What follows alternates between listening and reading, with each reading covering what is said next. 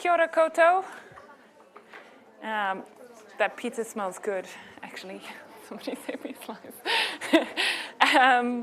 Okay, so ko Claire aho, and ke te whare tauka o Otago e mahi ana aho. So my name is Claire, and I work in the Otago Museum, and I have the really clunky title of Science Outreach Projects Coordinator, because at the moment I coordinate science outreach projects for the Otago Museum.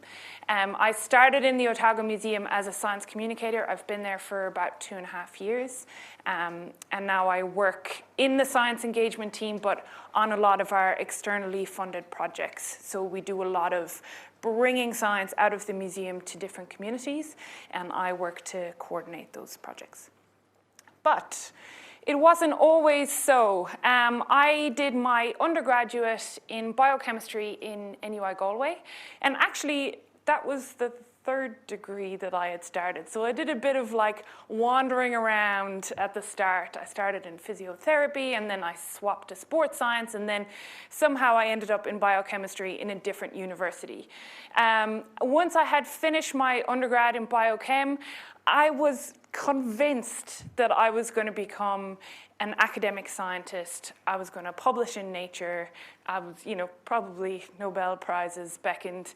And so I went on to do my PhD. And about halfway through, I realized that there was something very different to me and the people who were like smashing their PhD. And that was, they love to stay in the lab all the time and do experiments. And I love to get outside and talk to people about science, talk to people about the science I was doing, read up about other areas of science, and just generally talk science as much as possible. So after I finished my PhD, there was a bit of serendipity. I kind of slid into a science outreach program that was happening in Galway, in the university in Ireland that I was at. And together we wrote a grant, and then there was another job, and I also got that job. And so I stayed in that science outreach program in Ireland.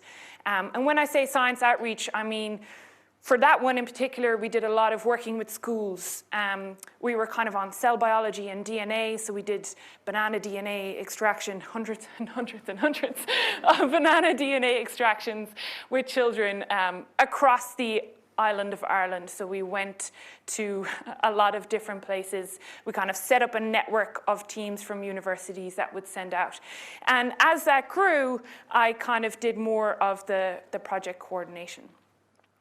At that stage, I had been in Galway for a very long time, and I decided I wanted a change of scene. And lo and behold, there was a job that went up online in the Otago Museum for a science communicator. And I applied from Ireland. And part of that was just to have the opportunity to come and live in this amazing country. And I came on a work travel visa for a year, thinking, I'll try the job, I'll see what Dunedin is like, I'm not sure. And arrived here, really loved it, got another visa, stayed on, and now I've moved into a different role in the museum.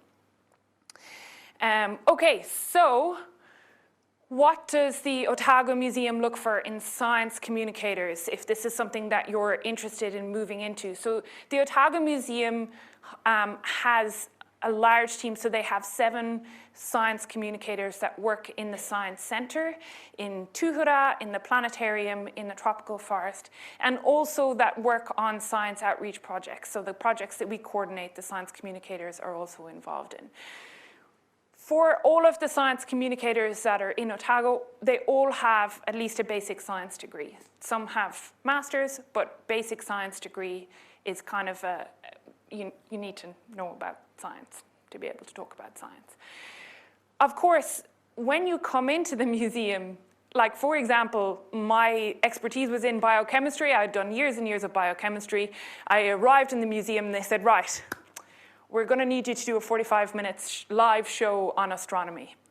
And, and for me, that was one of the really exciting things. And it's one of the things that I love about science communication is that there's this variety, diversity. You can get involved in lots of different aspects if you choose to.